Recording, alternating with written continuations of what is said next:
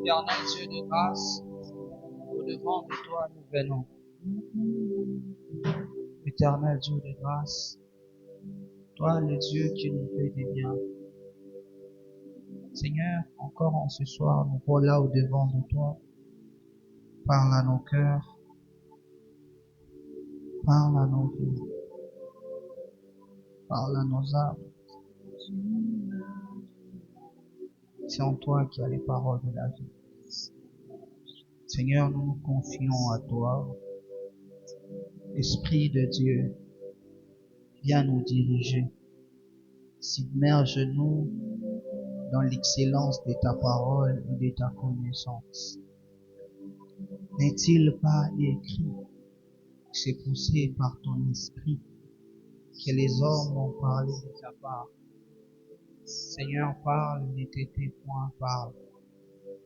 Que ta lumière jaillisse et que ta parole vienne pour consoler, orienter une vie. Au nom de notre Seigneur Christ Jésus, nous avons ainsi prié. Que quelqu'un m'aide à dire Amen. Est-ce qu'on peut acclamer pour la parole du Seigneur? Est-ce que tu peux acclamer pour Dieu? Alléluia, alléluia. Aide-moi à saluer ton frère et dis-le shalom, shalom voisin. Dis à ton voisin que le Seigneur te bénisse abondamment. Est-ce que tu peux m'aider à dire à ton voisin, que le Seigneur te bénisse? Passe les salutations en 2-3 personnes. Passe les salutations en 2-3 personnes. Dis voisin, que Dieu te fasse du bien.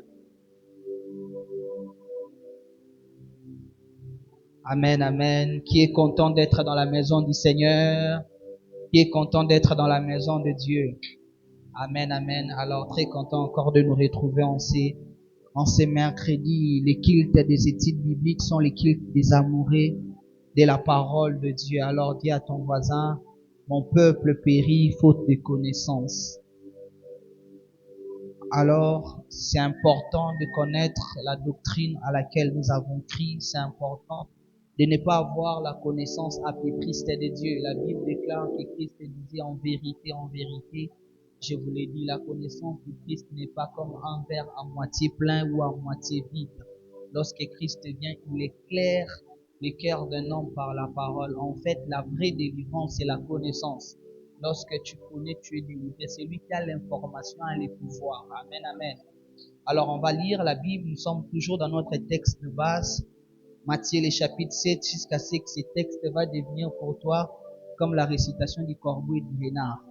Donc, il faut que tu retiennes ça en tête. Amen, amen. Matthieu, le chapitre 7, du 24e au 27e verset. La Bible déclare ce qui suit.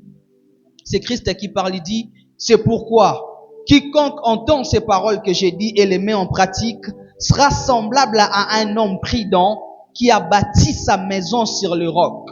La pluie est tombée, les torrents sont venus, les vents ont soufflé et se sont jetés contre cette maison. Elle n'est point tombée parce qu'elle était fondée sur le roc. Mais quiconque entend ces paroles que j'ai dit et ne les met pas en pratique sera semblable à un homme insensé. Dis à ton voisin, un homme insensé. Tout ce qui écoute la parole de Dieu sans obéir, la Bible les traite d'insensé. Dis à ton voisin, écoute la parole pour ne pas être un insensé. Qui a bâti sa maison sur les sables. La pluie est tombée, les torrents sont venus, les vents ont soufflé et ont bâti cette maison. Elle est tombée et sa ruine a été grande. Dis à ton voisin, elle est tombée et sa ruine a été grande. On va prendre les livres de Job. On va prendre Job, le chapitre 33. Job 33, un texte de la Bible que beaucoup de gens connaissent. Job, le chapitre 33. Si tu as trouvé, aide-moi à dire Amen. Job, le chapitre 33, un texte connu de tous les lecteurs de la Bible. Job.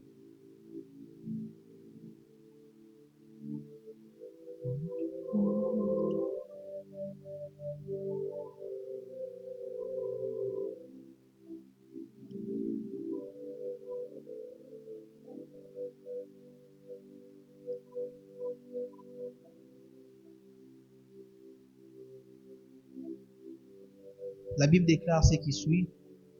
Job 33. La Bible déclare ce qui suit. Lisez attentivement ce que les Écritures sont en train de déclarer ici. Job 33, à partir du verset 14. La Bible déclare ce qui suit. Dieu parle cependant, tantôt d'une manière, tantôt d'une autre, et l'on n'y prend point garde. Il parle par des songes, par des visions nocturnes, quand les hommes sont livrés à un profond sommeil, quand ils sont endormis sur leur couche, alors il leur donne des avertissements et met les sceaux à ses instructions. Souligne, et met quoi? Les sceaux à ses instructions, afin de détourner l'homme du mal et de les préserver de l'orgueil, afin de garantir son âme de la force et sa vie du coup de glaive. Est-ce qu'on peut acclamer pour la parole du Seigneur? Alors, comme vous le savez, reprenons nos places sous la grâce du Seigneur. Comme vous le savez, depuis un moment, nous sommes en train d'exploiter ce thème qui s'intitule « Bâtir sur le fondement solide ». Alors ici, Christ est en train de donner un enseignement. L'enseignement que Christ donne, la Bible appelle ça les sermons sur la montagne. Christ commence à parler dans Matthieu, le chapitre 5. La Bible déclare qu'une grande foule s'approcha de Christ et Christ monta du haut de la montagne et il s'est mis à enseigner le peuple. Dans Matthieu, le chapitre 5, Christ commence un enseignement qu'on appelle les sermons sur la montagne et il parle d'un bon nombre de choses, notamment il parle de béatitude, il dit errez les pauvres en esprit, errez les débonnaires, errez ceux qui apportent la paix car ils seront appelés fils de Dieu. Christ, toujours dans ses sermons sur la montagne, c'est là même que Christ donne cette fameuse leçon de la prière qu'on appelle la prière de notre Père. Il dit, lorsque vous priez, dites, notre Père, que ta volonté soit faite sur la terre comme au ciel, que ton nom soit sanctifié. Et dans les sermons sur la montagne, Christ nous donne cet enseignement sur le contentement. Il dit, en fait, ne vous inquiétez de rien, ne vous inquiétez pas de ce que vous allez manger ou de boire, parce que même les oiseaux du ciel, l'Éternel, votre Dieu, les habille. Même les animaux des champs, l'Éternel, votre Dieu, leur prend soin de qui, par les soucis de la vie, peut ajouter une coudée à la longueur de sa vie. Ici, Christ parle d'un bon nombre de choses. Christ établit beaucoup de doctrines fondamentales du christianisme. D'ailleurs, on appelle à partir de Matthieu 5 les instructions de Christ parce que après son baptême dans Matthieu 4, Christ commence à enseigner dans Matthieu 5. C'est l'un des premiers enseignements en profondeur que Christ donne. Et la Bible déclare que Christ parle d'un bon nombre de choses. Christ établit les vérités doctrinaires. Il parle sur la justice de Dieu. Mais Christ est en train de conclure son enseignement par rapport à ce qui est notre texte de base.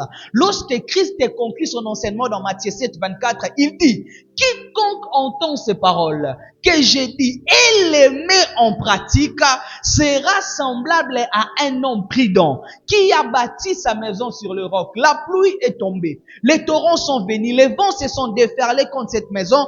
Elle n'est point tombée, elle est restée debout parce qu'elle était fondée sur le roc. En fait, Christ parle de beaucoup de choses, mais Christ montre que les bénéfices de ces choses sont attachés à l'obéissance. Un peu comme pour dire, peu importe la grandeur de ce que je vous ai dit, peu importe la profondeur de ce que je vous ai enseigné, vous ne pouvez pas en jouir de bénéfices si vous ne vous engagez pas à y obéir. Si vous n'obéissez pas à ce que je vous ai dit, vous n'allez pas toucher les dividendes, vous n'allez pas toucher les bénéfices attachés à ma parole. Raison pour laquelle j'aime toujours dire aux chrétiens, le plus important, ce n'est pas ce qu'on écoute de Dieu, mais le plus important, c'est la capacité à appliquer ce qu'on a écouté de Dieu. En fait, il y a des chrétiens qui ont une connaissance livresque et non pas une connaissance expérimentale. Dieu ne marche pas avec toi par rapport à la connaissance que tu as retenue dans ton cerveau.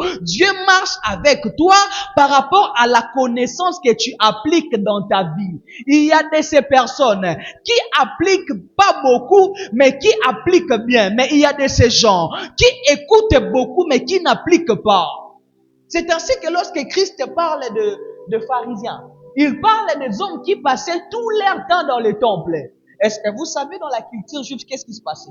C'est que lorsqu'on entrait dans les temples, on pouvait parfois passer toute une journée à écouter la parole. On pouvait passer parfois toute une journée à écouter la parole. Pour que les sacrificateurs entrent, en fin de faire l'offrande, la Bible montre qu'on prenait toute une journée, on lui répétait que la loi. Pour les sanctifier, afin que la présence de Dieu ne les tue pas une fois dans les services. Mais ces hommes qui, à longueur de journée, écoutaient la parole de Dieu, Christ les qualifie de tombeaux blanchis. En fait, lorsque Christ dit qu'ils sont des tombeaux blanchis, qu'est-ce que Christ veut dire? Il veut dire que l'apparence est attirante, mais l'intérieur est déjà mort. Lorsque vous regardez à une pierre tombale, elle peut être ornée, elle peut être beau, elle peut être bien faite, mais derrière, il y a des ossements nécessaires. Ce que le christianisme, Christ veut faire comprendre que ceux qui n'écoutent seulement sans pratiquer vivent dans l'apparence. Mais ceux qui pratiquent vivent réellement la parole. J'aimerais dire à quelqu'un ici, le plus important, ce n'est pas de courir derrière la nouvelle révélation. Le plus important, ce n'est pas de courir derrière les nouveaux prophètes, derrière les nouveaux pasteurs, derrière les nouveaux rois. Le plus important, c'est ce que tu pratiques. Ce qui fait la différence entre des chrétiens, c'est la capacité à écouter la parole récit. La capacité plutôt à obéir à la parole récit. Le problème avec nous, parfois nous taxons Dieu de tous les maux, mais nous-mêmes nous ne sommes pas prêts à obéir. Ainsi, Christ résume tout son enseignement par l'obéissance. Il dit, c'est lui qui entend ces paroles que je dis et les met en pratique. Celui-là sera semblable à un homme prudent qui a bâti sa maison sur le roc. Écoutez, l'obéissance te fait marcher dans la voie de la prudence. En fait, la prudence pousse l'homme à prendre des précautions utiles par rapport aux dangers qui peuvent venir.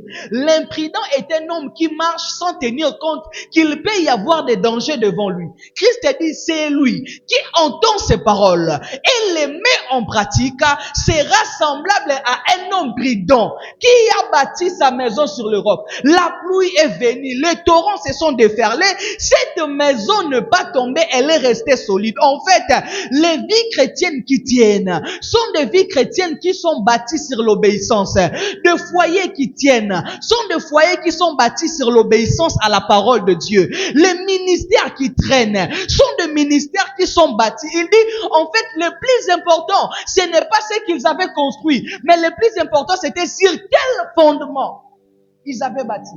Écoutez mes frères, tu peux bâtir sans fondation parce que c'est lui qui n'obéit pas à la parole de Dieu et comme cet homme insensé qui bâtit sur les sables, tu peux bâtir sans fondement, mais tu devras prier qu'il n'y ait pas de vent. Tu devras prier qu'il n'y ait pas de flot. Raison pour laquelle vous allez vous rendre compte qu'il y a certaines personnes qui facilement rétrogradent. Quand on vient à Christ, la première des choses, ce n'est pas d'apprendre à prophétiser. La première des choses, ce n'est pas voir en esprit. La première des choses, ce n'est pas chercher des remèdes de révélation. Lorsqu'on vient en Christ, la première des choses, c'est bâtir notre vie selon sa parole. Le problème, c'est ça. Nous voulons un christianisme cosmétique, un christianisme un christianisme de réseaux sociaux. Écoutez mes frères, quand on vient à Christ, on se baptise. On suit les affermissements. On s'assoit, on écoute.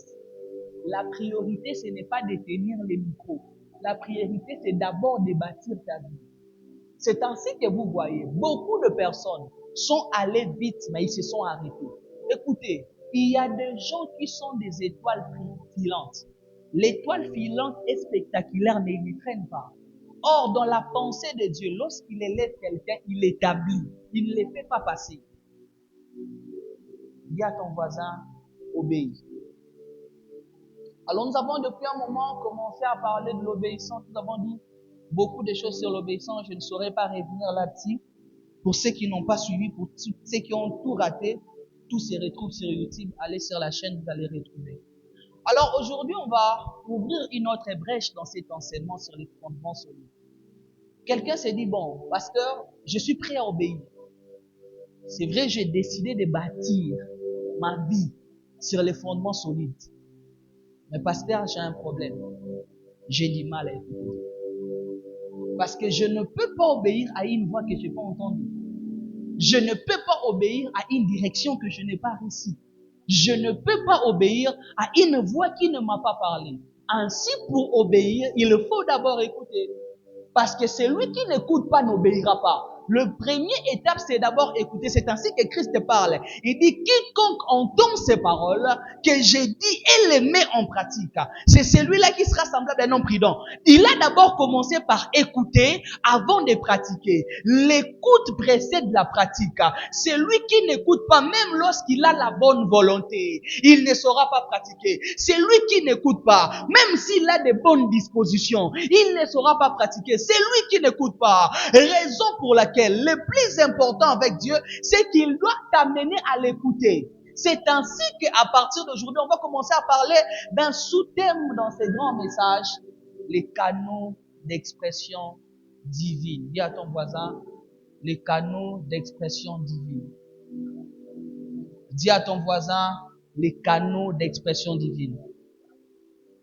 En français simple, le moyen par lequel Dieu parle aux hommes. Dis à ton voisin, les moyens par lesquels Dieu parle aux hommes. Dis à ton voisin, les canaux d'expression divine.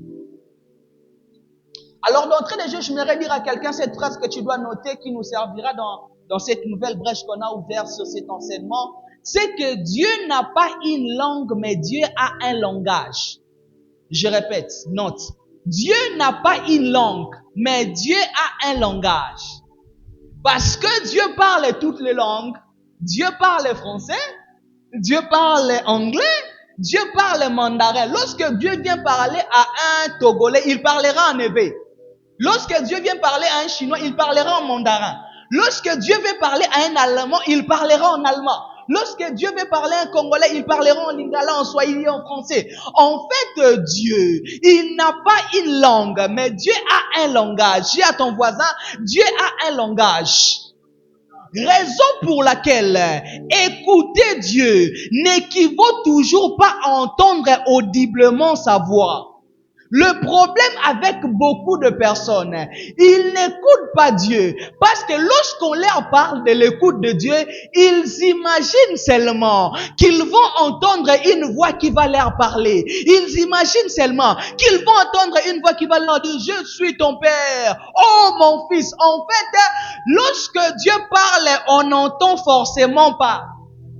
Lorsque Dieu parle, on n'écoute pas forcément une voix. Raison pour laquelle j'ai dit, Dieu n'a pas une langue, mais Dieu a un langage. Écoutez, généralement, c'est dans ce que Dieu nous fait comprendre qu'il nous parle. Je donne un exemple. Tu es en train de rouler dans ton véhicule et que tu vois, on a mis un signe où il y a des travaux qui sont en train de se faire. Est-ce qu'une voix t'a parlé? Mais pourquoi tu vas réduire ta vitesse? Parce que le langage a transmis un message. Lorsque tu roules dans ton véhicule, tu arrives quelque part, tu vois un feu rouge. Pourquoi tu t'arrêtes? Est-ce qu'il y a une voix qui t'a dit de t'arrêter? Non, en fait, les signaux que tu vois te donnent les messages que tu dois respecter. C'est ainsi le problème, c'est ça. Lorsque vous marchez avec Dieu, vous ne devez pas seulement chercher une voix audible. Vous devez être en mesure de capter les langages.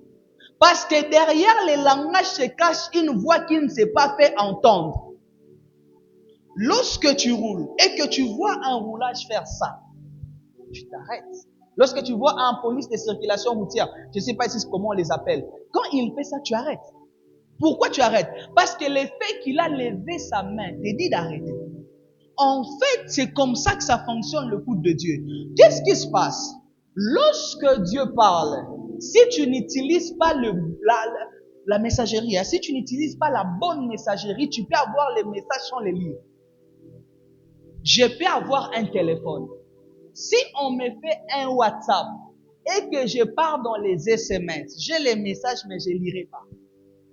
Ce n'est pas que les messages n'est pas venu, c'est que je suis allé chercher les messages dans les mauvais canaux.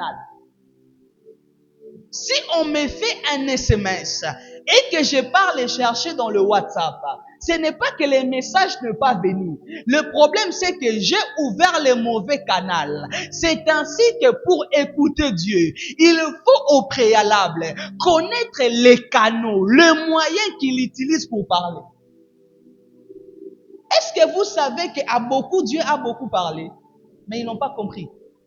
En fait, lorsque Dieu parle, on n'entend pas seulement. Lorsque Dieu parle, on peut sentir. Lorsque Dieu parle, on peut entendre. Lorsque Dieu parle, on peut voir. Lorsque Dieu parle, on peut lire les circonstances. Quand quelqu'un fait une vision, il voit des images. Mais pourquoi quand il sort de la vision, il dit Dieu m'a parlé? En fait, derrière les images, il y a la voix de Dieu.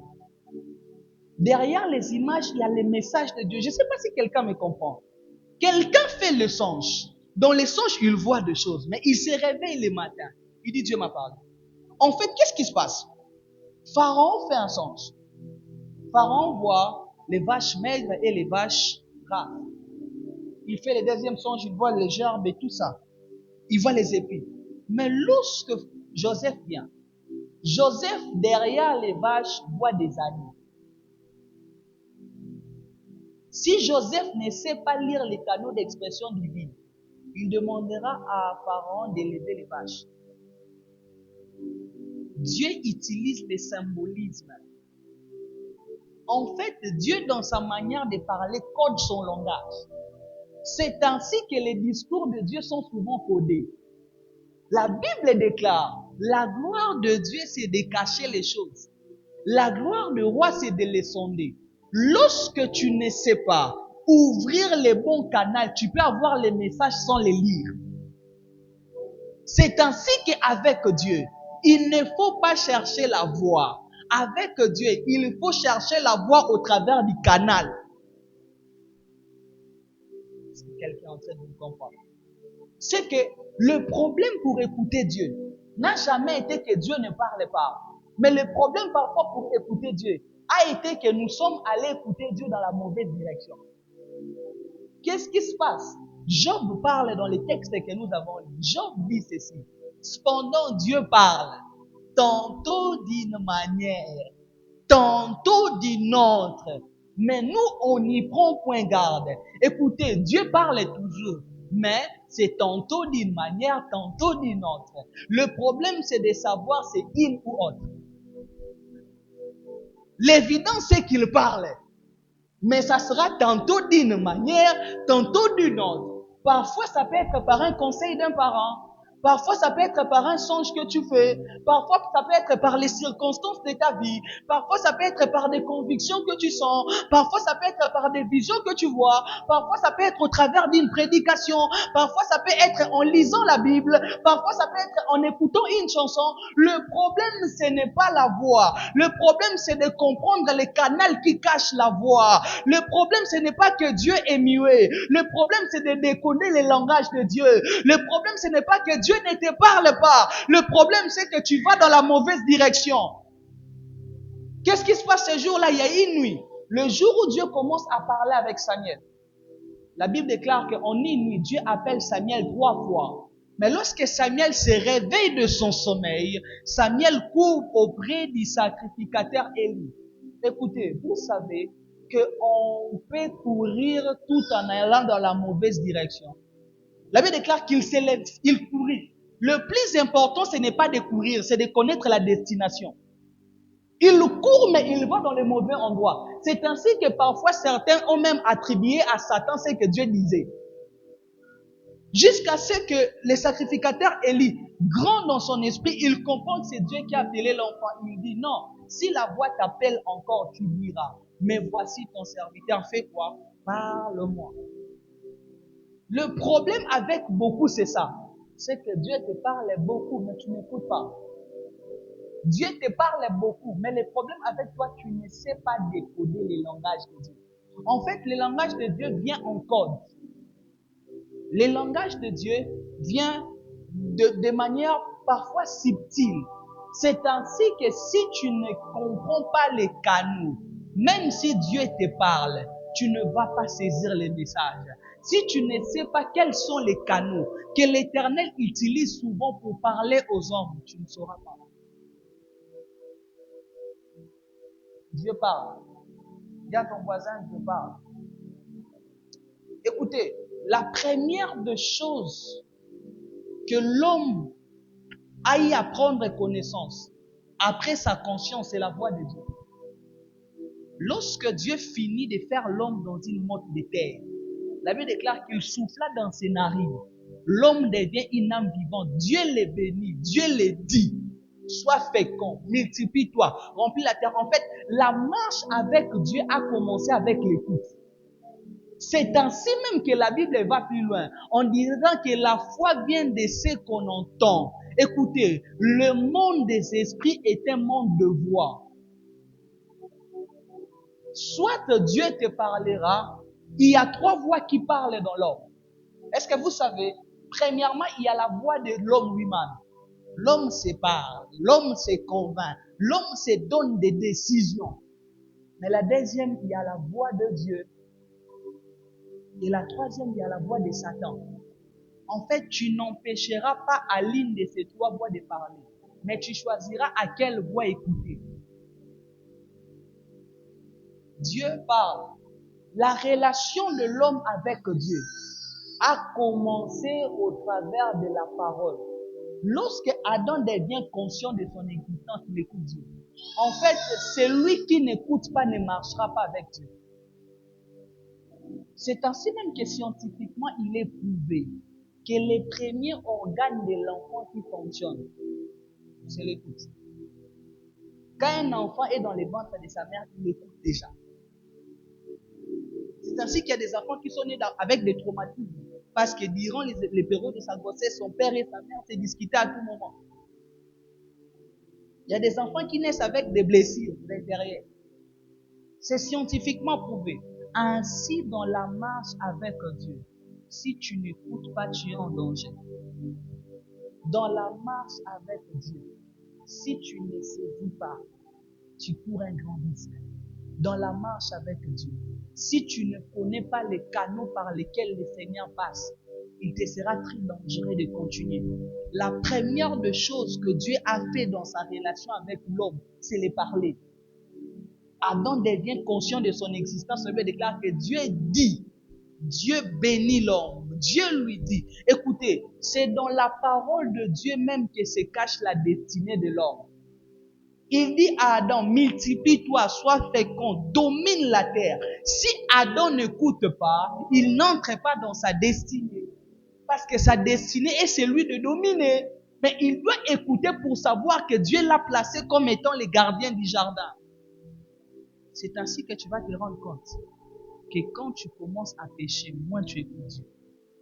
La première des choses que le diable étouffe dans la vie d'un homme, quand il commence à s'éloigner de Dieu, c'est l'écoute. Parce qu'il sait que si l'homme écoute, il peut revenir.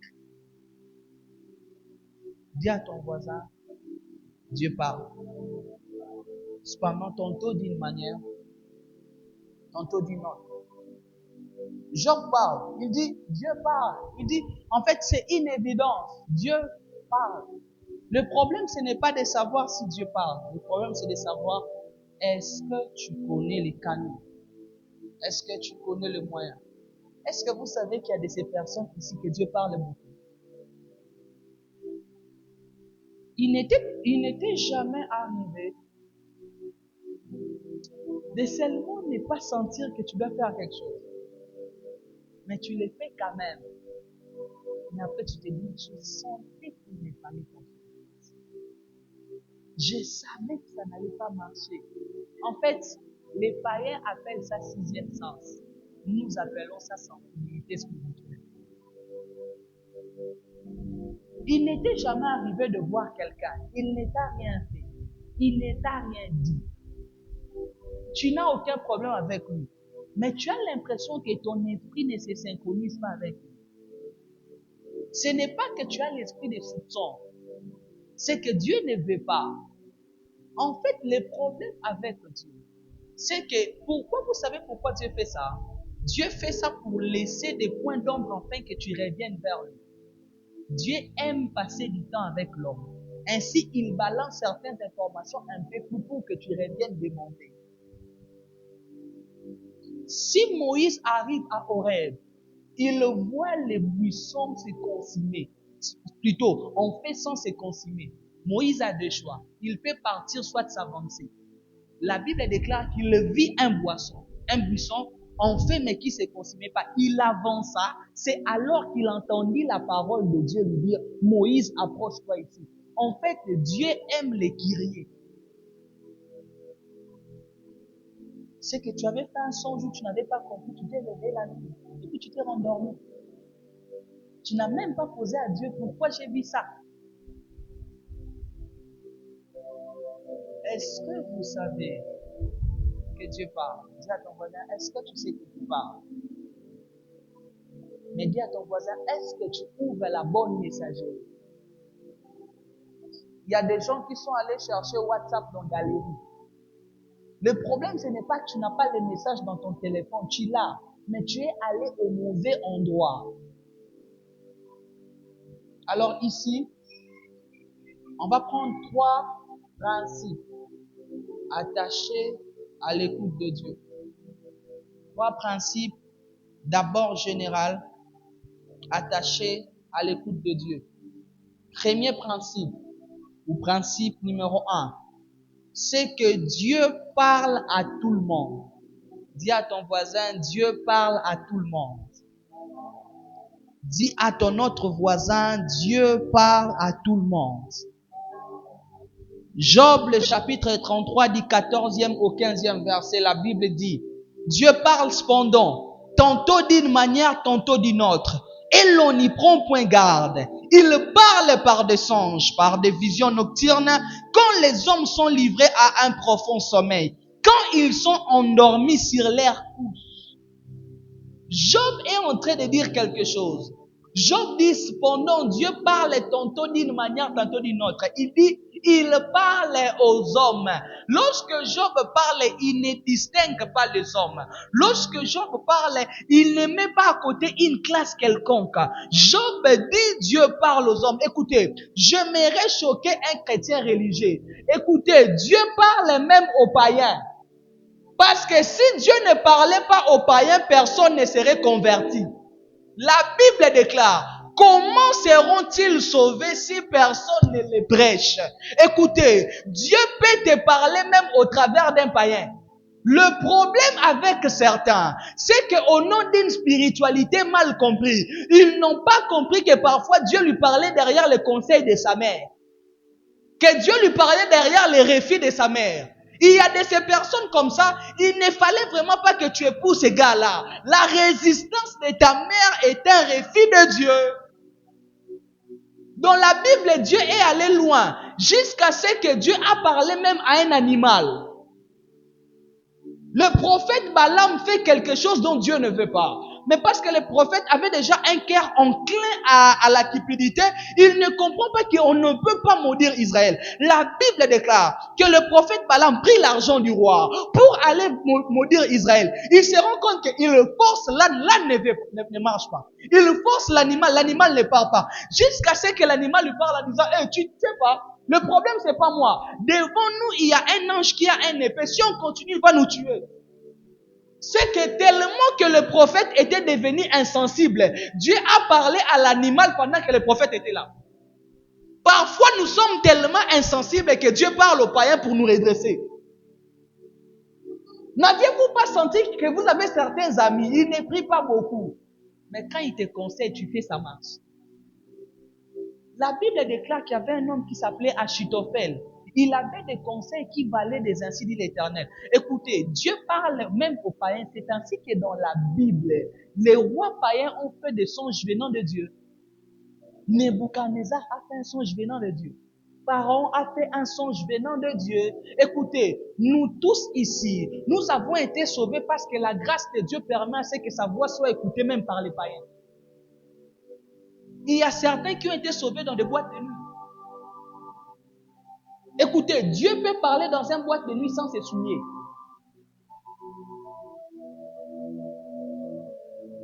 Dieu peut parler à quelqu'un qui part auprès d'un prostitué.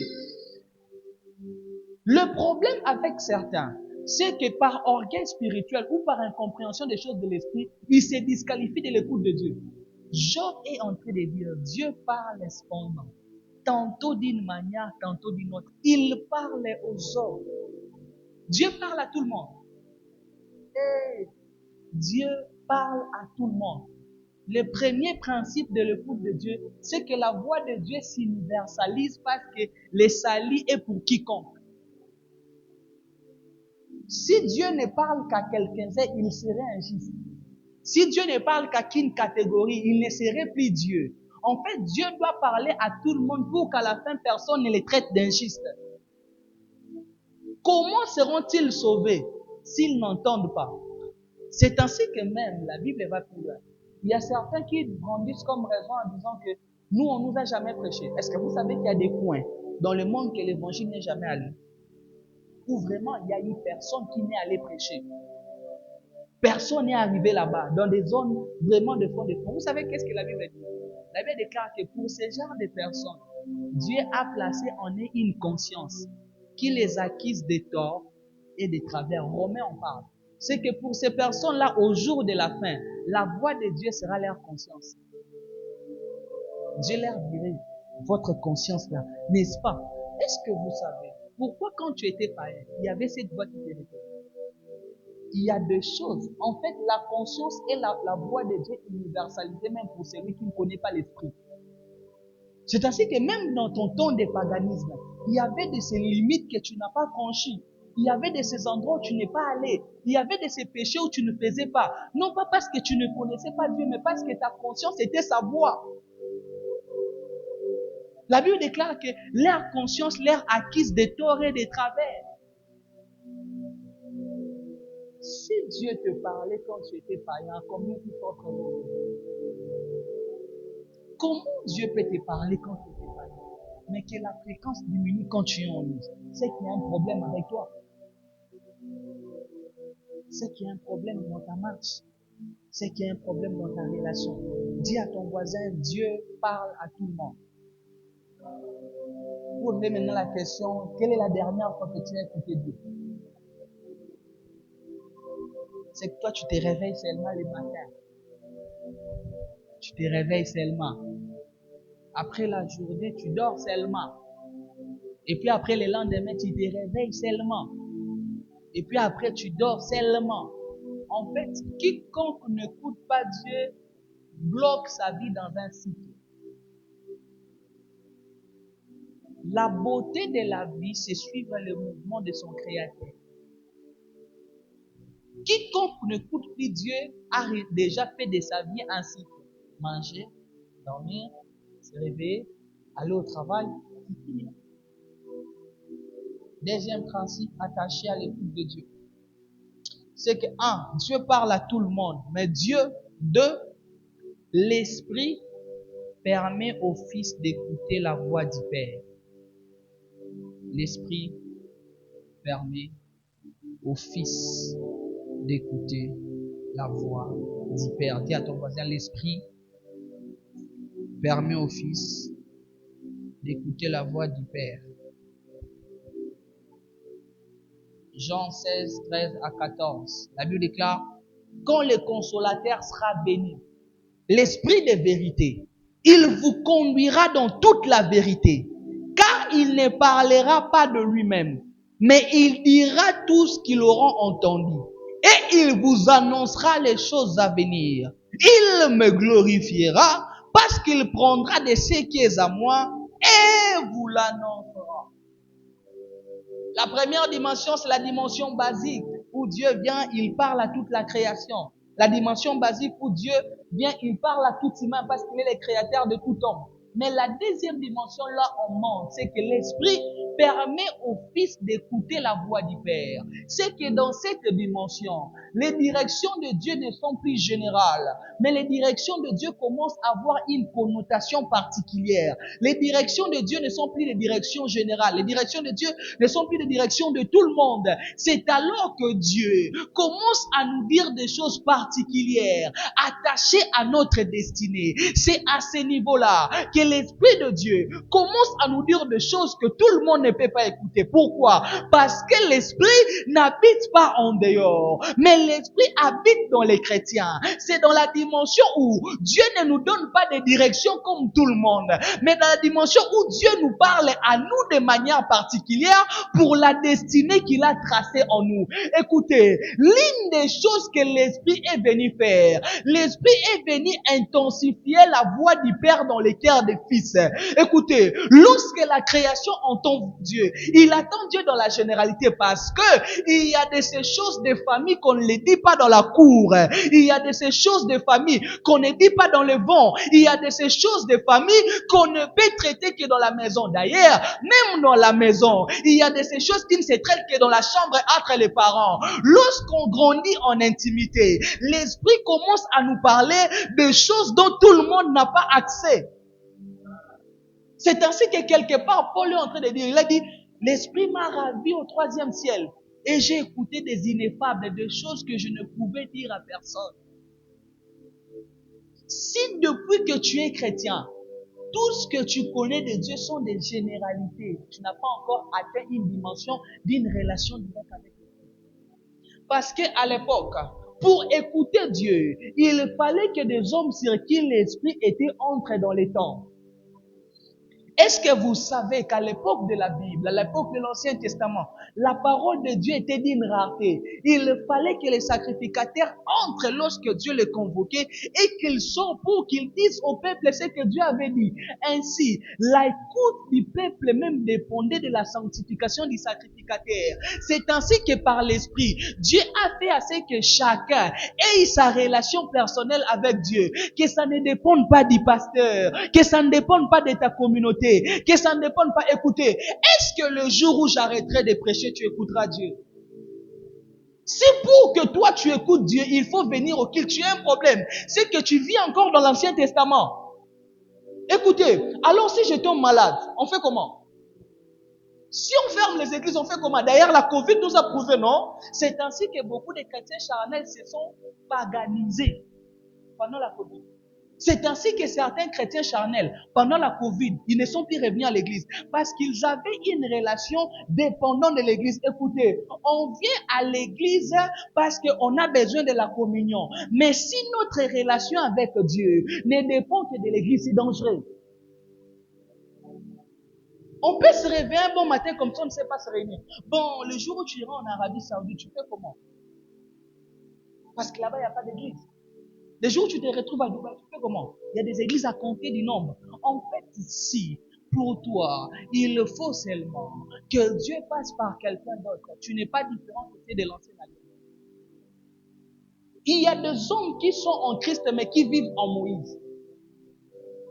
Il y a des hommes qui sont en Christ, mais qui sont encore dans la loi, dans leur pratique. Pasteur, Dieu a dit quoi? C'est ainsi que parfois, moi, je ne dis pas. Parce que je ne t'aide pas à grandir. Demandez à tous qui me connaissent, je les envoie prier. Même si je sais ce que Dieu avait déjà dit, pour qu'ils croient, ils comprennent qu'il peut de lui-même éviter Dieu. Écoutez, une dépendance à outrance est un signe d'immaturité. L'enfant, quand il est encore bébé, pour tout, il faut que maman soit là, il faut que papa soit là. Pour faire des choses, il pleure. Pour manger, il pleure. Il a fait des besoins, il pleure. Il a chaud, il pleure. En fait, la dépendance n'est pas l'amour. La dépendance, c'est de l'immaturité. Il y a beaucoup qui croient aimer les pasteurs pendant qu'ils sont dépendants. Ils ont refusé de grandir. La Bible déclare que lorsque l'Esprit viendra, il prendra tout ce qui est du Père. Il vous l'annoncera. Il prendra tout ce qui est de lui. En fait, l'Esprit a fait en sorte que la connexion entre l'homme et le Père devienne fluide. L'Esprit a fait que la connexion entre l'homme et le ciel devienne intacte. L'Esprit a fait que la connexion entre l'homme et Dieu ne place plus par un intermédiaire. Écoutez, tu peux t'agenouiller dans ta chambre, le ciel s'ouvre. Tu peux être dans ta maison, Dieu te parle. Tu peux être dans ton boulot, tu écoutes Dieu. Tu peux être en train de faire la cuisine, tu reçois un remas. directement. En fait, la dimension que Dieu nous attend, c'est la dimension où on traite directement avec lui. C'est ainsi que la Bible déclare, lorsque Christ est mort, le voile du temple a été déchiré à deux. Comme pour dire, l'accès a été rendu libre au Père. Parce que le voile séparait les lieux saints du lieu très saint. Seuls les sacrificateurs avaient accès. En fait, la mort du Christ nous a donné accès au Père sans invitation. La mort du Christ nous a donné accès au Père sans audience. La mort du Christ nous a fait appel à Dieu sans qu'on passe par quelqu'un. Si je vais écouter le Père, je plie mes genoux, je parle, il me parle. Le problème avec les chrétiens, c'est ça. C'est que c'est devenu tellement lourd, c'est devenu tellement mécanique. Je prie Dieu qu'il te permette de l'écouter comme si c'est de la blague. Je prie Dieu qu'il te permette de l'écouter. La Bible déclare que Dieu parlait à Moïse comme un ami parle à son ami. Je prie Dieu que tu ne sois pas seulement dans les énigmes, que tu ne sois pas seulement pasteur, j'ai vu ceci, j'ai vu cela, mais ça veut dire quoi? Je prie que Dieu te donne et des songes et des interprétations, que Dieu te donne et des visions et des significations, que Dieu te donne des codes et des messages derrière, que Dieu t'envoie des langages et qu'il te fasse comprendre la voix derrière. Je prie Dieu qu'il te fasse grandir de telle en sorte que tu sois en mesure par toi-même d'écouter la voix de Dieu. Écoutez mes frères, la voix de Dieu est la boussole qui dirige l'homme. Sans la voix de Dieu, l'homme se perd. Sans la voix de Dieu, l'homme prendra de mauvaises directions. Sans la voix de Dieu, l'homme prendra de mauvaises décisions. Écoutez, beaucoup de mauvaises décisions dans la vie, ça on dit à l'incapacité de l'homme de cerner Dieu. Beaucoup de mauvaises décisions que les hommes ont prises, c'est parce que quelque part ils n'avaient pas écouté Dieu. Un chrétien qui réussit, regardez bien, quelque part il écoute Dieu. Beaucoup des erreurs qu'on a commises dans la vie, regarde, à chaque fois que tu as réellement écouté Dieu, tu n'as jamais échoué. C'est que ça peut s'apparenter très compliqué, mais à la fin ça marche. Généralement, les chrétiens se connent quand ils n'écoutent pas le Père. Est-ce que vous savez que c'est pas normal que tu vives sans écouter Dieu? On a fait de la normalité une réalité parce qu'on est devenu froid. C'est normal pour un chrétien d'écouter Dieu.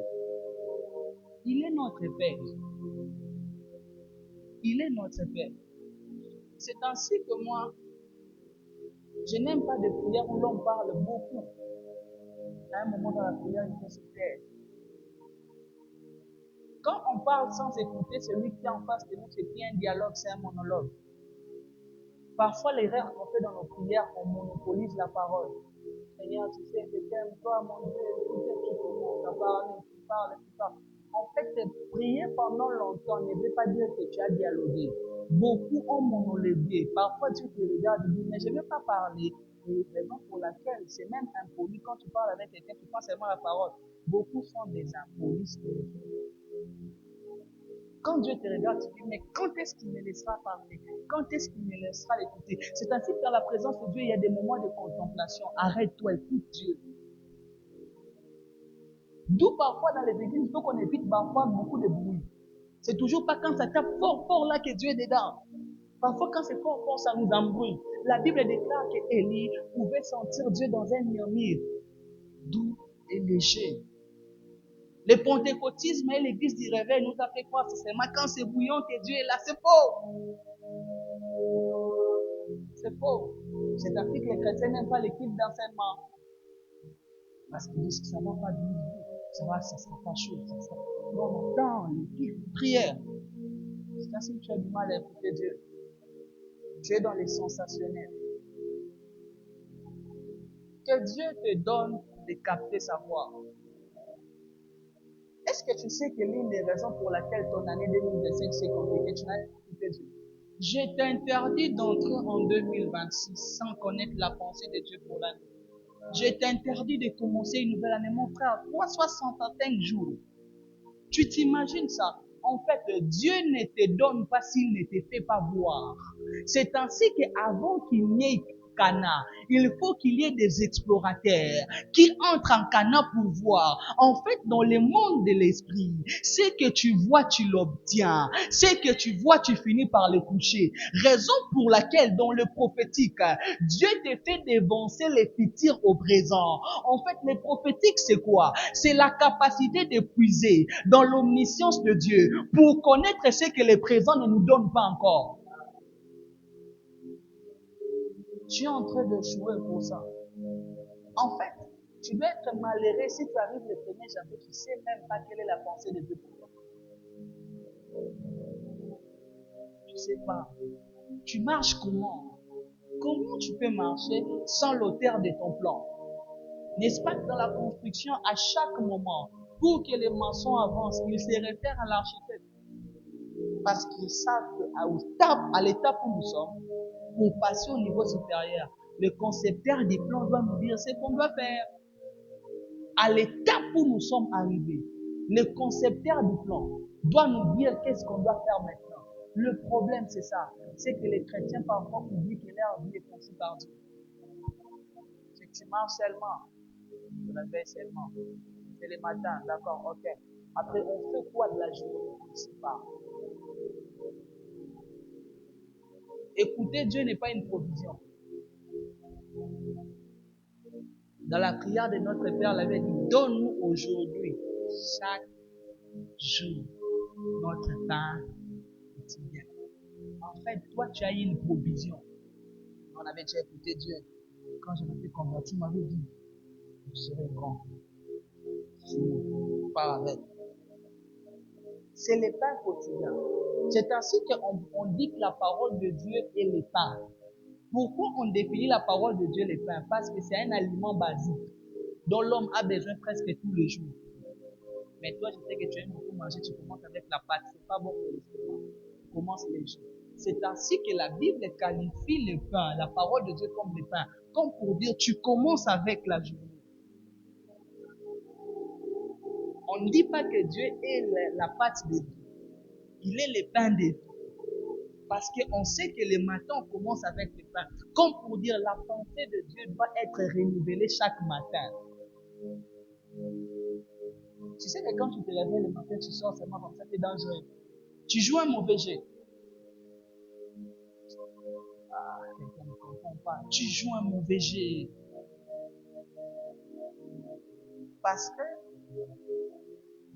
l'homme ne maîtrise pas de quoi il faut l'écouter. Chaque matin, quand tu te réveilles, s'il y a une chose que tu dois dire à Dieu, qui te montre quelle est sa pensée pour la journée. Ton utilité ne se trouve pas dans ce que tu fais. Dieu n'est pas dans ce que tu fais. Dieu est dans ce qu'il veut.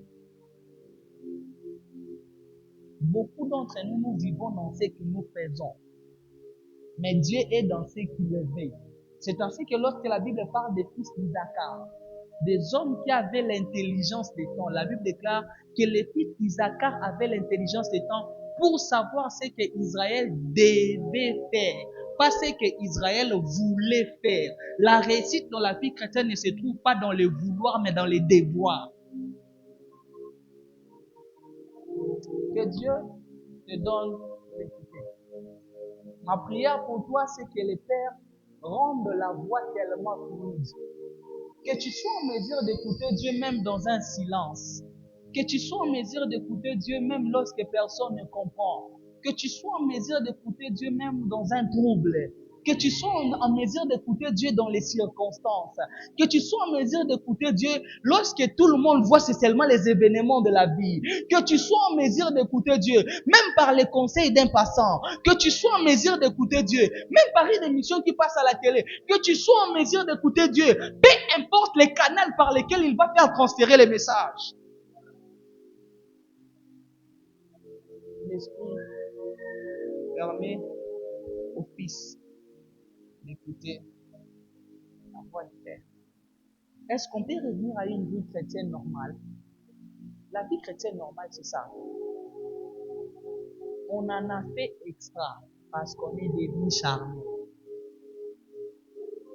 Le christianisme n'est pas une religion. Le christianisme est une relation. Une relation sans communication est morte. L'une des choses qui prouve que la relation existe encore, les hommes communiquent. C'est ainsi que lorsqu'on parle de divinité, de trois entités de la divinité, écoutez ce qu'on dit. On dit ceci, que l'amour de Dieu le Père, la grâce du Seigneur Jésus-Christ. Mais pour les Saint-Esprit, on dit la communication, la communion du Saint-Esprit soit votre part. En fait, l'amour du Père a été libéré en envoyant le Fils. Quand le Fils est venu, la grâce a été donnée, nous sommes sauvés. Mais quand l'Esprit vient, la communication s'installe. La dimension de l'Esprit, c'est la dimension de la communication. La dimension de l'Esprit, c'est la dimension de la communion. Le Père a manifesté l'amour. Le Fils a relâché la grâce. L'Esprit vient établir la communion. Il n'y a pas de vie avec l'Esprit sans communion. Seigneur, donne-nous la grâce de t'écouter. La vie chrétienne normale, c'est ça, c'est ça. La vie chrétienne normale, c'est ça. En fait, aujourd'hui, on a fait de la normalité la rareté parce qu'on est devenu froid. Parce qu'on est devenu froid. Parce que ça ne nous intéresse pas. Parce qu'on a notre agenda journalier. Parce qu'on sait qu'aujourd'hui, je me réveille, je vais aller au boulot, après je vais aller au boulot, je vais avoir une amie, et puis après la vie, je passe au truc, et puis je vais rentrer. Quelle est la place de Dieu dans ton agenda? C'est ainsi qu'on devient un chrétien sauvé.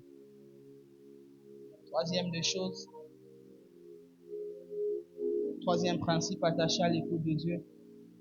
Le premier, nous avons dit, Dieu parle à tout le monde. Deuxième, nous avons dit, l'Esprit permet au Fils d'écouter la voix du Père.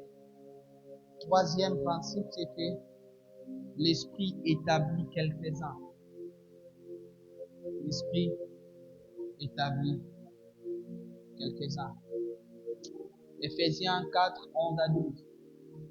Et il a donné les uns comme apôtres, les autres comme prophètes, les autres comme évangélistes, les autres comme pasteurs et docteurs, pour le perfectionnement des saints, en vue de l'œuvre du ministère et de l'édification du corps de Christ.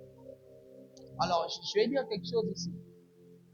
C'est que l'Esprit établit quelques-uns. Dis à ton voisin, l'Esprit établit quelques-uns.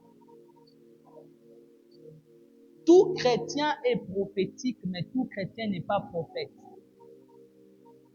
Je répète. Tout chrétien est inévitablement prophétique parce que le prophétisme ou le prophétique englobe tous les canaux, tous les moyens par lesquels Dieu passe pour parler à l'homme. Mais le prophétique comme ministère est un établissement divin à l'homme. Si dans la dimension générale Dieu parle à l'homme, si dans la dimension particulière le Père permet au Fils d'écouter sa voix, dans la dimension ministérielle, l'Esprit établit le prophète. La Bible déclare, Christ est descendu dans les entrailles de la terre. Il est monté, il a fait des hommes dons. Aux uns, il a donné comme évangéliste et docteur, mais aux autres aussi comme prophète. En fait, les dons n'est pas le ministère. Beaucoup de gens se sont fait appeler prophètes parce qu'ils vivaient une vie chrétienne normale. Dans des communautés froides, quand quelqu'un commence à écouter Dieu directement, on l'appelle prophète. En fait, écouter Dieu, c'est normal, mais être prophète est un appel. Si vous ne comprenez pas ça, vous entrez dans un office sans l'appel. Et tout office sans appel n'a pas une couverture. Quand tu t'autoproclames dans le monde spirituel, tu reçois le combat du non. Dans le monde des esprits, le combat se joue par catégorie. Beaucoup d'entre vous ont détruit leur vie à cause de noms qu'ils ont portés. En fait, quand tu dis dans ta famille que tu es prophète, parce que tu as fait 2-3 visions sur la famille qui se sont accomplies, les démons qui combattent les prophètes les détectent. Quand ils viendront te combattre, tu n'as pas la couverture adéquate. Écoutez, qu'on ne vous trompe pas. Si Christ est combattu au point où dans le désert, le diable vient, c'est parce qu'il a dit qu'il est fils de Dieu. Ce que tu déclares attire le combat des catégories. Beaucoup ont détruit leur vie par les noms. Archibishop, Dadi, évêque, l'homme à langue brûlée, c'est lui qui fait peur au système sorcellique du Togo. Mon frère, les démons de ton quartier, tu n'as pas vaincu. Les petits sorciers de ton avenir te compliquent la tâche. C'est les démons de tout Togo que tu veux porter sur toi. Mon gars, à te tuer. C'est ainsi que quand un chrétien veut écouter Dieu, commence à beaucoup écouter Dieu. S'il n'est pas équilibré, il s'autoproclame prophète. Surtout dans une génération comme la nôtre, où les hommes n'aiment plus Dieu. Est-ce que vous savez que les zèles est quelque chose de normal? Tout chrétien doit être zélé pour Dieu. David dit, les ailes de ta maison, mais d'abord, tout chrétien qui est tombé amoureux de Dieu devient zélé. Mais qu'est-ce qui se passe? Il y a au côté un texte qui dit, au temps de la fin, l'amour d'un plus grand nombre se refroidira. C'est ainsi que quand quelqu'un manifeste les ailes, on le confond à un appelé. Ah, le frère là, il vient toujours à temps à l'église. C'est normal pour un chrétien zélé de venir à temps à l'église. C'est normal pour un chrétien zélé d'être un bon ouvrier dans un département. C'est normal pour un chrétien zélé de bien donner ses offrandes, de suivre la prédication. En fait, les refroidissements des cœurs des hommes nous ont amenés à confondre les zélés aux appelés. Tout zélé n'est pas appelé, quoique l'appelé a un zèle. C'est ça le problème avec nous. C'est que mon frère, tu vois, tu n'es pas prophète. Au nom de Jésus. Pas prophète, mon gars. Il y en a qui le sont, il y a d'autres qui voient. Il y a une différence entre les dons et les ministères. Les dons fonctionnent quand il y a un besoin. Les ministères est un manteau. Celui qui a un don prophétique, c'est quand il y a un besoin dans la famille, dans l'église, que ça vient. Mais celui qui a un manteau n'a même pas besoin de prier.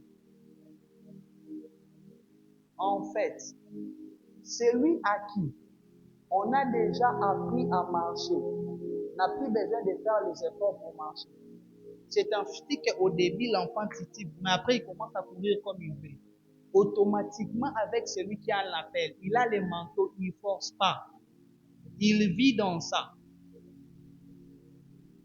Parce que le manteau fait tomber sur lui la vie de l'esprit qu'il porte.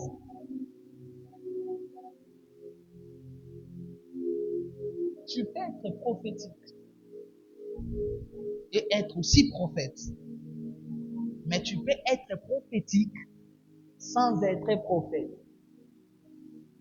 La normalité pour un chrétien, c'est d'être prophétique. Parce que le premier être a vécu dans le prophétique. Dans la Bible, il y a une application théologique qu'on appelle la loi de la première référence ou la loi de la première mention. Cette loi stipule à ce que pour bien comprendre la pensée de Dieu au sujet d'une chose, il faut voir pour la première de fois que Dieu a fait la chose. Raison pour laquelle, est-ce que vous savez, l'adoration, c'est pas chanter. L'adoration, c'est pas avoir des instruments. L'adoration, c'est pas avoir une belle voix. Sinon, les milieux n'allaient pas adorer. En fait, l'adoration, c'est une vie qui devient une offrande à Dieu. Parce que pour la première fois que le mot adoration est utilisé dans la Bible, c'est dans Genèse 22. Lorsque Abraham va offrir Isaac, on lui dit, où est-ce que vous allez? Il dit, moi et les fils, nous allons adorer. C'est ainsi que l'adoration, c'est pas des belles chansons, des belles paroles. L'adoration, c'est une vie qui devient une offrande totale à Dieu. C'est ainsi que quelque part, Paul est en train de dire, offrez vos corps comme un sacrifice agréable. Ce qui sera pour vous un culte raisonnable. Lorsque Christ vient auprès de la femme samaritaine, il ne lui dit pas maintenant les vrais adorateurs composeront de nouvelles chansons. Non, il ne lui dit pas les vrais adorateurs auront de nouveaux instruments. Non, il dit les vrais adorateurs adoreront le Père en esprit et en vérité. En fait, leur vie deviendra le reflet de ce qu'ils disent. Celui qui adore n'est pas celui qui chante.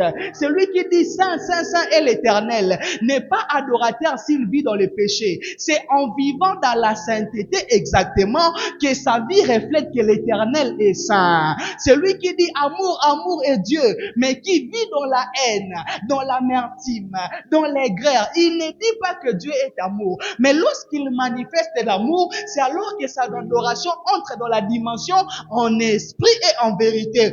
D'où on n'adore pas à l'église seulement, on n'adore pas à la chorale seulement. Lorsque Christ vient, il amène la dimension de l'adoration plus haute.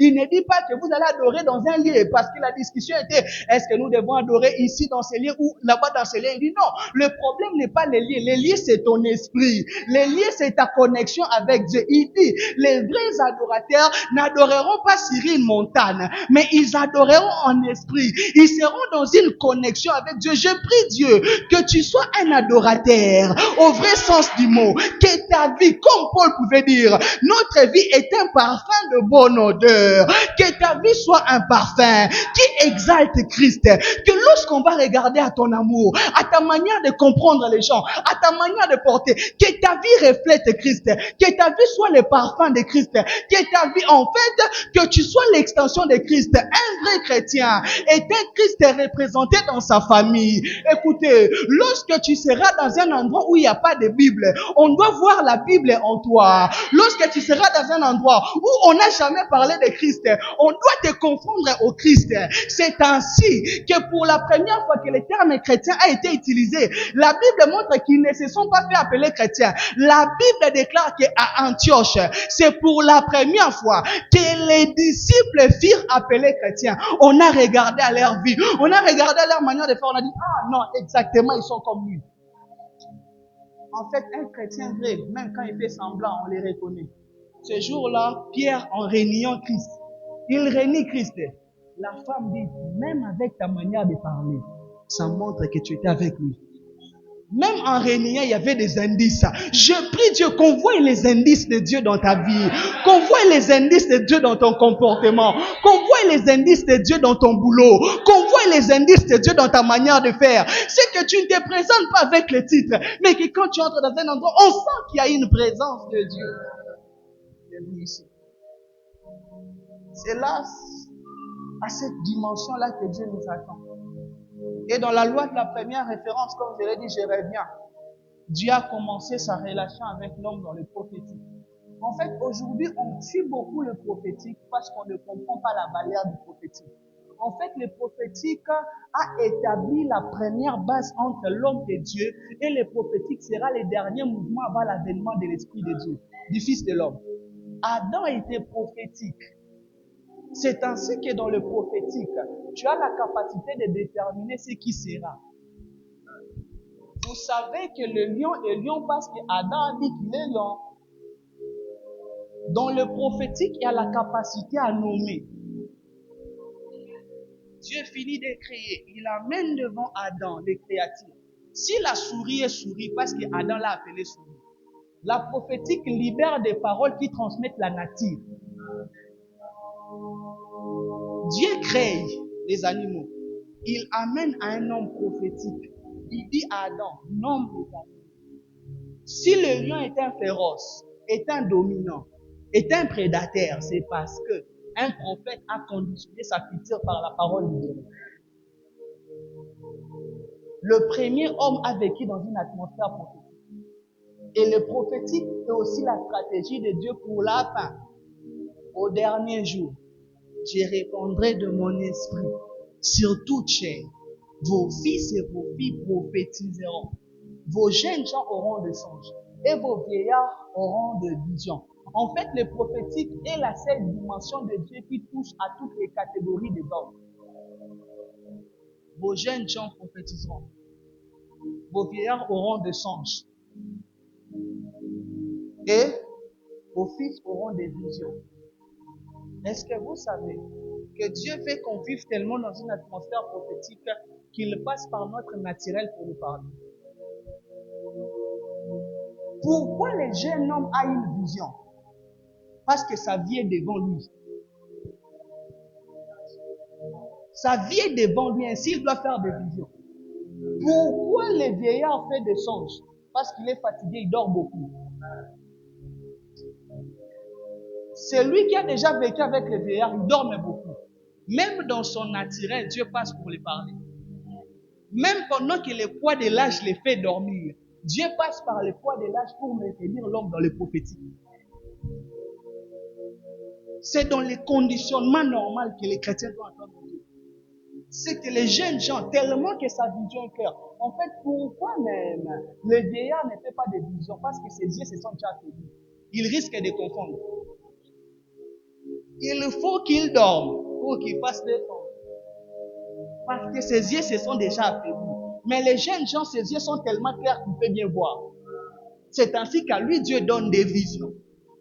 Et les jeunes gens prophétisent, parlent, parce que les vieillards n'arrivent plus trop à bien parler. Que Dieu fasse à ce qu'on redevienne une église prophétique. Qu'on ne vous trompe pas, nous sommes une église qui croit au prophétique, mais qui ne croit pas au prophétique. Le prophétique monté. Parce que nous croyons que Dieu est tellement omniscient que je n'ai pas besoin d'aller fouiller les informations des vies des gens. C'est que Dieu parle, que je n'ai pas besoin de fouiner et de monter des faux prophéties. En fait, c'est devenu tellement rare parce que nous, on est devenus charnels.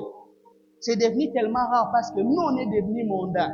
Tu vas écouter Dieu comment? Parce que tu écoutes en même temps la musique profane. C'est que tu confondras la voix de Dieu à ta star démoniaque là. Comment tu vas faire des visions? Tu regardes des choses impies. En fait, tu suis les canaux, le message sera biaisé.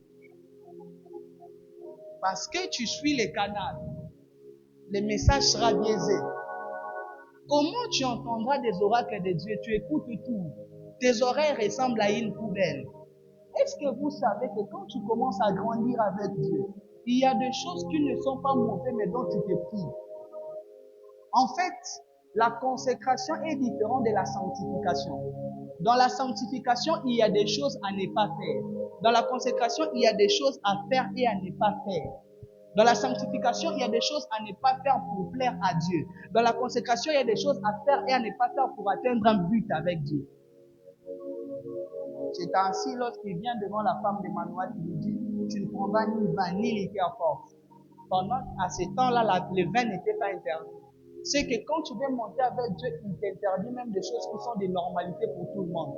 J'aime toujours le dire. Quand Dieu fait de toi une particularité, il te demandera des choses qui sont des raretés. Tout le monde peut se coiffer par Samson. Le conditionnement de l'homme intensifie une de voix. Je l'ai dit, il y a 3 voix qui parlent dans la vie de l'homme. Il y a la voix de l'homme en lui-même qui parle. Il y a la voix de Dieu. Il y a la voix du diable. Mais c'est ton style de vie qui est l'amplificateur de la voix que tu vas beaucoup plus écouter. C'est normal que tu fasses des visions, que tu fais la salle. Parce que tu regardes beaucoup novelas. Tu regardes des gens qui s'embrassent à tout moment. C'est normal que quand tu dors, tu fasses des visions là que tu fais. Après, tu vas venir nous dire, j'ai des maris, des milliers de femmes, des milliers. En fait, tu nourris ton âme de ce que ton esprit reproduit. Tu regardes tellement le foot que c'est normal que quand tu dors, tu vois des gens jouer. Parce que ton âme a été remplie de contenus que ton subconscient a renvoyé. Vous voulez devenir prophétique, conditionnez votre vie. Tu sais pourquoi tu ne te parles pas? Tu dors comme tout le monde. Tu ne crées aucun pont qui facilite la communication. Tu ne peux pas recevoir un message sur WhatsApp si ta connexion n'est pas ouverte. Il faut à la base que ta connexion soit ouverte, les messages entrent là. Le problème, tu as une connexion fermée.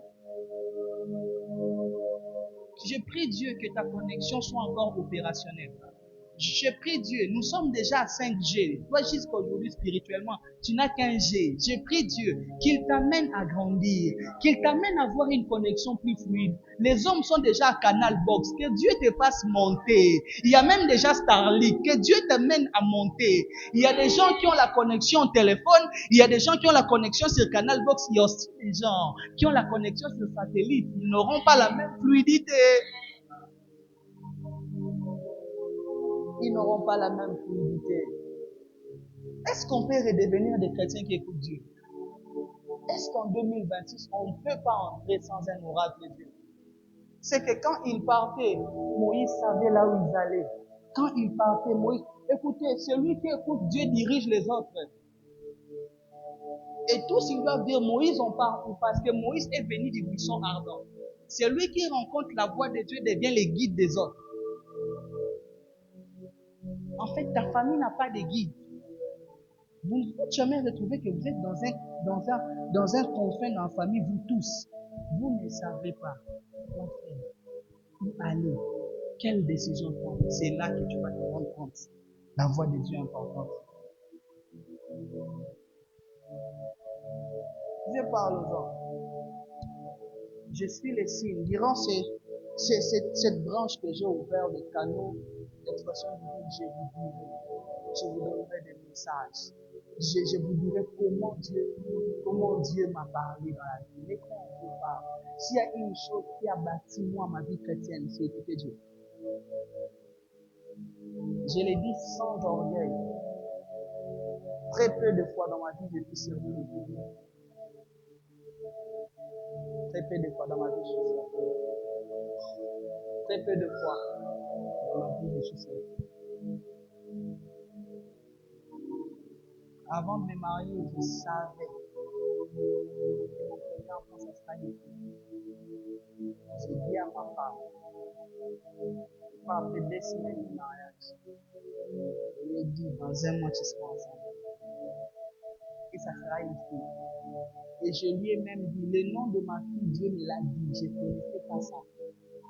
Dans une vision, Dieu m'a dit, voici, tu l'appelleras comme ça, parce que voilà sa destinée. Je n'ai pas donné ce nom-là pour donner. Est-ce que vous savez que dans la Bible, Dieu a pris même le nom des enfants? C'est que toi, tu donnes aux enfants les noms que tu as regardés dans ces livres. Parce que tu ne sais pas que les noms portent des esprits. En Israël, on ne donnait pas le nom pour donner. Le nom qu'on donnait déterminait la destinée. Jaébet souffre parce qu'on l'a conçu dans la souffrance. On lui a donné le nom de Jaébet. Jacob est voleur parce qu'on lui a donné le nom d'usurpateur. C'est ainsi que quand Dieu vient, il change son nom. Dieu, quand il commence à parler avec l'homme, il prend les détails de sa vie. On est en 2021. 2021, Alpha 40, 2021. 3e jour de Alpha 40. Je vais sortir de la maison.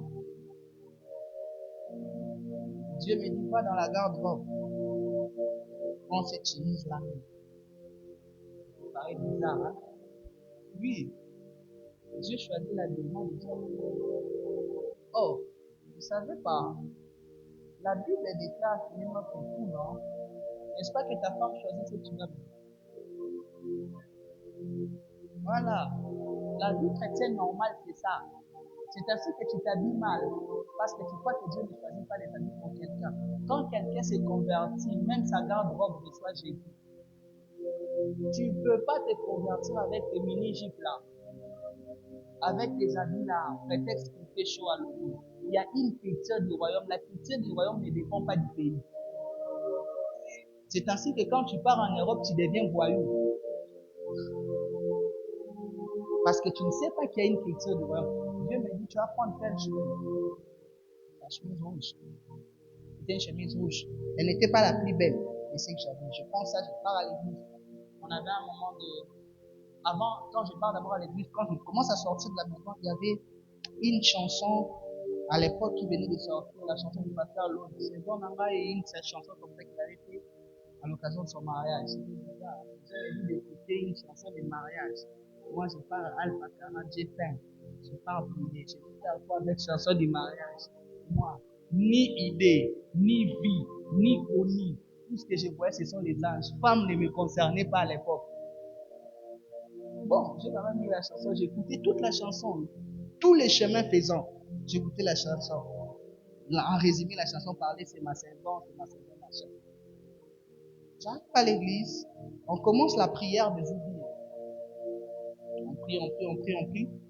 À la fin, il y a une sœur d'un autre département qui est le mien qui vient. Moi, j'étais à l'intercession, elle, je parlais au protocole et tout ça. C'est ainsi que je vais dire à quelqu'un, être protocole ne veut pas dire être charnel. Parce que souvent, les gens croient que les spirituels de l'église, ce sont les intercesseurs. Tout celui qui œuvre pour Dieu doit être spirituel parce que Dieu est esprit. Même toi qui touches la caméra, sois spirituel. Parce que tu évangélises au travers des médias. Alors, qu'est-ce qui se passe? Il se passe que j'arrive, on finit la prière des ouvriers. La sœur vient me voir, je ne la connaissais pas. Vous savez, la compassion, je me dis, c'est une grande église, on a fait des 2500 ouvriers. Mais on ne se connaît pas tous. Elle vient me dire, mon frère, est-ce que je peux te parler? Elle me dit, quand j'étais à la maison, Dieu m'avait donné un message.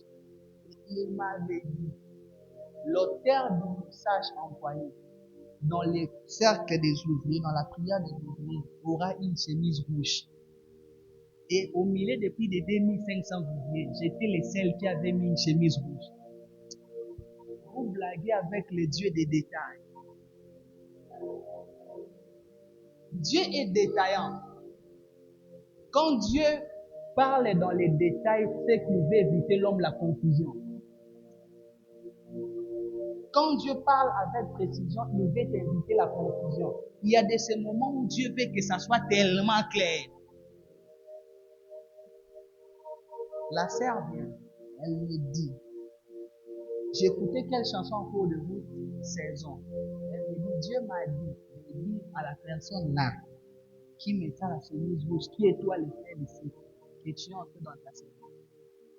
Pendant qu'en cours de route, Dieu m'a demandé d'écouter une chanson, parlant de la saison, elle a commencé à me parler de certaines choses avec détails que j'ai vus aujourd'hui. Et vous savez, les jours suivants, je suis contacté par l'église pour prêcher dans mon premier Alpha 40. Et c'est cet Alpha 40 là qui avait fait décoller mon ministère jusqu'aujourd'hui. J'ai prêché dans la vie, mais pas comme ce jour-là. Parfois, quand j'écoute cette prédication, j'ai dit que l'ange qui nous avait visités revient encore.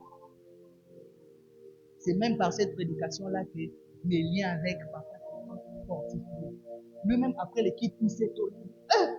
Parce que la première fois que j'avais prêché, il n'était pas là, c'était en 2019. Et puis 2 ans après, je suis venu prêcher, mais lui-même. Ah! Quand je prêche pendant Alpha 40, c'était un mardi. Après Alpha 40, je prêche les dimanches de la Pentecôte. Parce qu'il y a des questions de solennité, telles que les dimanches de Pâques, les dimanches de Pentecôte, la veille du 31. Je prêche au dimanche de la Pentecôte. Parce que j'avais obéi à mettre une chemise rouge.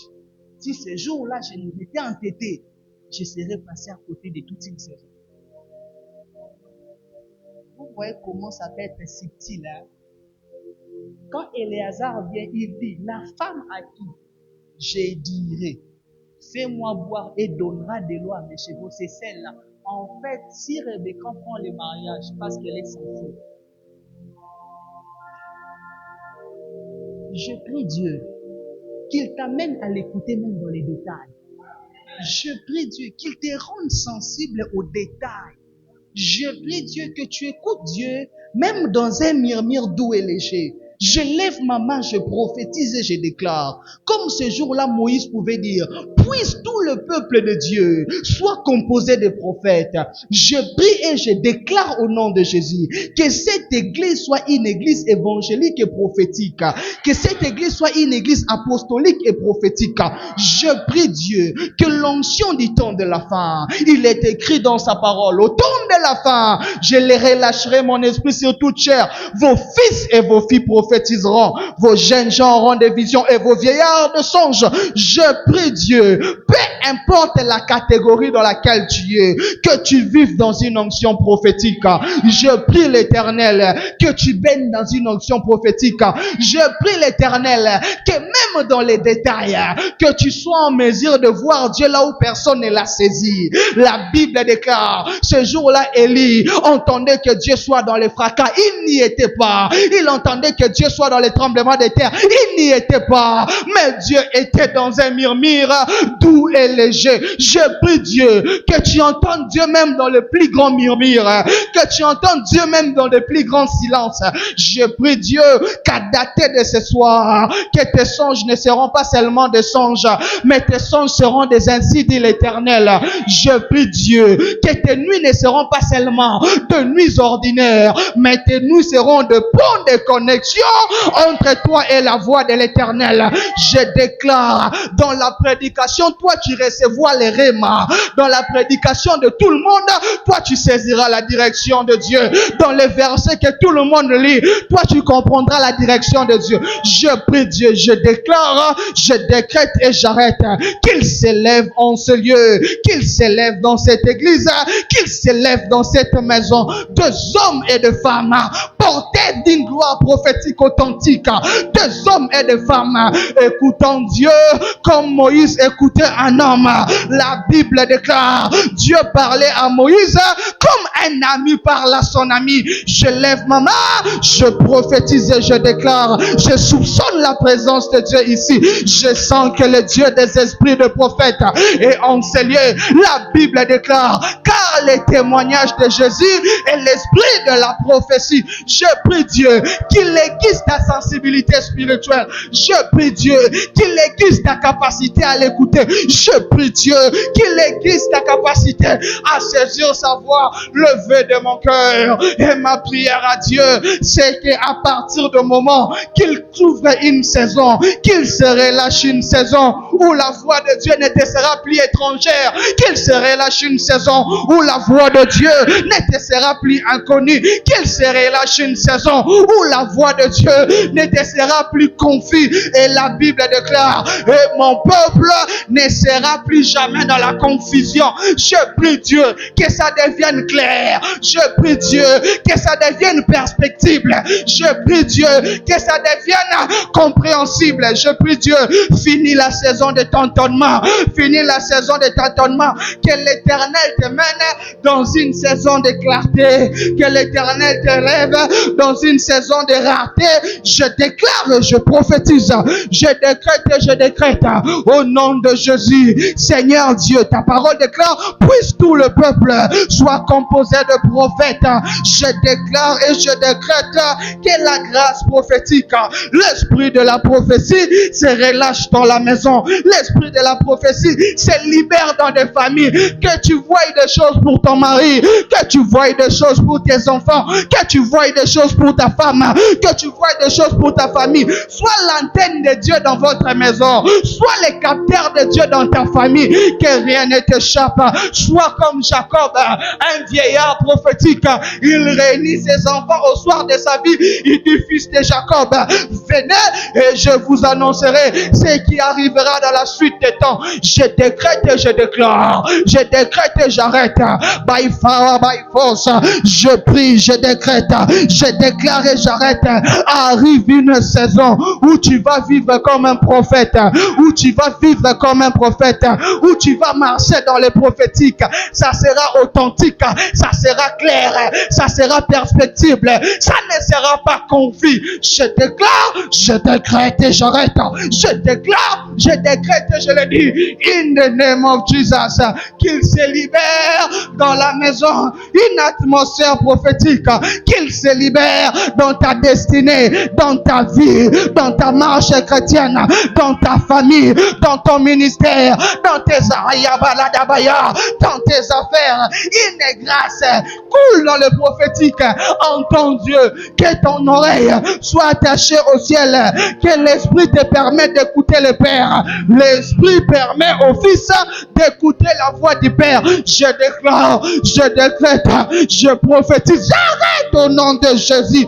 Que le Dieu des cieux fasse, que le Dieu de la Bible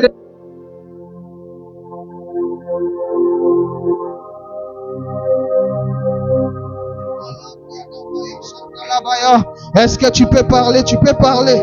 Est-ce que tu peux parler? Tu peux parler. Tu peux parler. Est-ce que tu peux parler? Déclare, décrète, parle.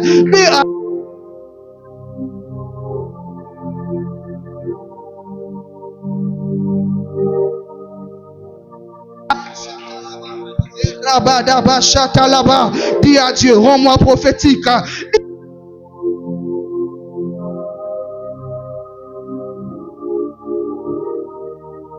tu peux parler, parle à Dieu, parle à Dieu. Puisse tout le peuple soit composé de prophètes.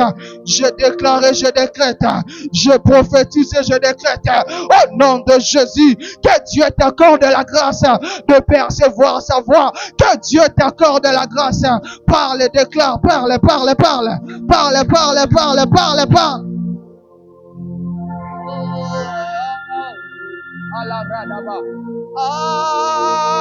Adoula.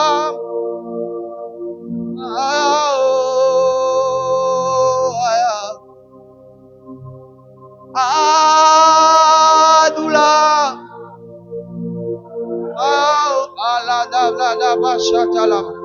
Adoula. Ladabaya, Adaba. Il se libère ici une grâce prophétique. Adoula. Aya. Aladabaya. Oh, Adoula. Ah. Oh, Adoula. Oh,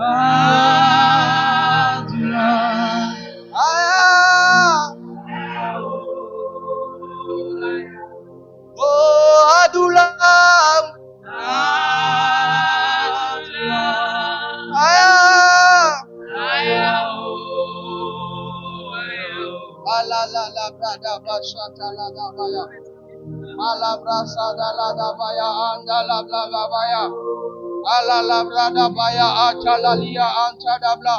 Car les témoignages de Jésus et l'esprit de la prophétie, je déclare et je décrète, l'Éternel relâche sur son peuple.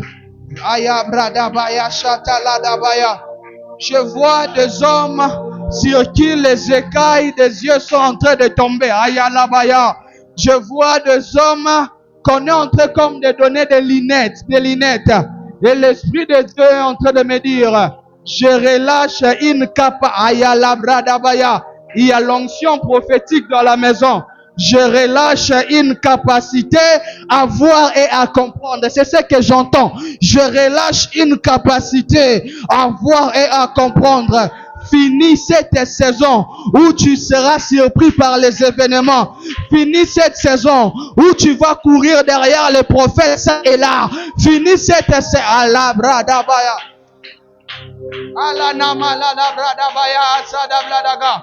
Ça se passe ici et maintenant. Ça se passe ici et maintenant. Ça se passe ici et maintenant. Ici et maintenant. Ici et maintenant. Une netteté, une clarté, une lucidité dans l'écoute de la voix de Dieu.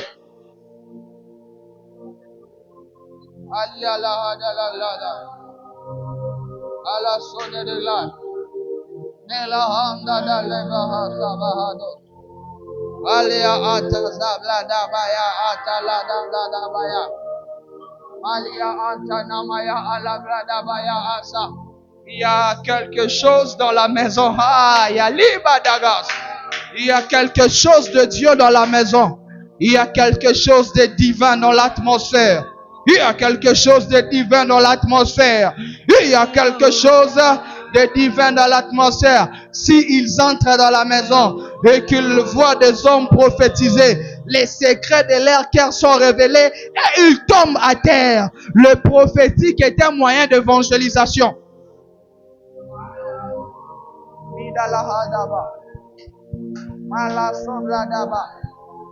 Elia asabra dabaya ndeleble de blaas. Elala antosh delevera de la sodi de God. Manana maya asoble deba. Olia la bradaba. Oh Dieu. Ayadala. Pendant qu'on parle là.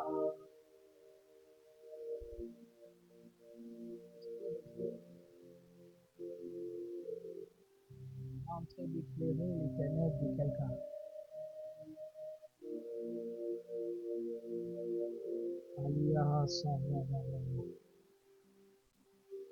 L'Esprit de Dieu est en train de te rendre prophétique.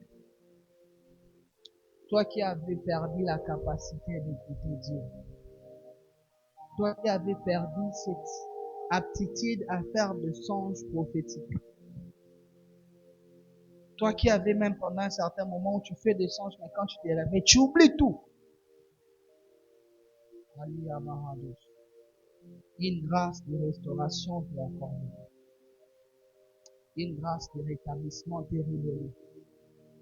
La Bible déclare, puisse tout le peuple de Dieu soit composé de prophètes, car le témoignage de Jésus est l'esprit de la prophétie. Je prie Dieu qu'il te reconnecte à la grâce. Adosa Behadia. Carlos Pédiclar, le miracle de la race auprès de la vie. Le Père de lui, la race sauvée, la race de glace. Mérantera sévir avec la grâce. Que l'Esprit de Dieu te reconnecte à la grâce. Que l'Esprit de Dieu te redonne de l'écouter. Que Dieu rétablisse l'autel de la communion et de la communication avec lui. Père, restaure cela. Père, rétablis cela. Au nom de Jésus-Christ, nous avons ainsi prié. Amen.